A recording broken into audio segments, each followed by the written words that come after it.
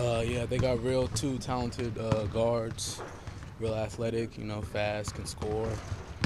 We'll have our hands full. Are you? Where's the confidence, especially after coming off this weekend? How do you feel about Oregon's chances? I mean, I feel like we have a great chance just because of the way we've been playing. We're going to give it all we got, and we're a good team, so I think it's going to be a good game. Do you feel like there's a nothing to lose attitude from that perspective of people not really giving you guys a chance against them? Well, it's just, if we lose, we're out. So, we don't want our season to end. So, we're just going to play as hard as we can, survive in advance.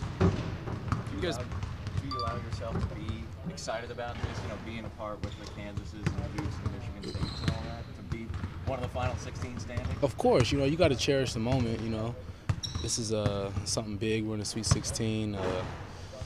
We're gonna live in the moment, but we still got to take care of business at the same time. What little you know about them, why is their pressure so much better than other teams? You've played other teams at press. I mean, from what I hear, they have the best press in the country. They're always coming at you. They're always pushing you down into the corners, using the sidelines as a extra defender. So you just got to stay out of the sidelines and try to keep the ball in the middle of the floor and attack them. And how is that to do when you're out there with 30,000 people yelling in the heat of the moment? I mean, I haven't really experienced it yet, so I'm not sure what it's going to be like, but I feel like we're going to be ready for it, though. What's the mood of the rest of the team about getting to go back to Indiana? We're all excited, Like I said, we're going to cherish this moment, but we're still going to take care of business, knowing that we don't want our season to end yet. A lot of people question whether you guys could slow down a guy like Marcus Smart. You sort of build off that with the guards Louisville has, and obviously gain some confidence from that. Yeah, we're a good defensive team. It's not just one person on one body. We can move a lot of different people around on different people. So we have a good team defense, and we're going to use that against Louisville too. You guys' three-point shooting has been really good lately. Obviously, in this run. Had some struggles there midway through the season. What's been the difference? Is it just better shot selection? Just guys finding open guys? A lot better shot selection. We're making plays for each other, and Dot's just been on fire too. So I mean that'll always help. More confidence too. You're kind of taking that one obviously at the top of the key at the end of the half. Yeah, a lot more confidence. Just stepping into it and just letting it fly. Trusting your jump shot.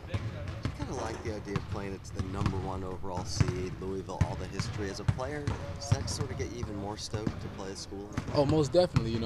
That means they're the best team in the tournament. Coming into it, so it's exciting to be able to play the best team and to give it all we got.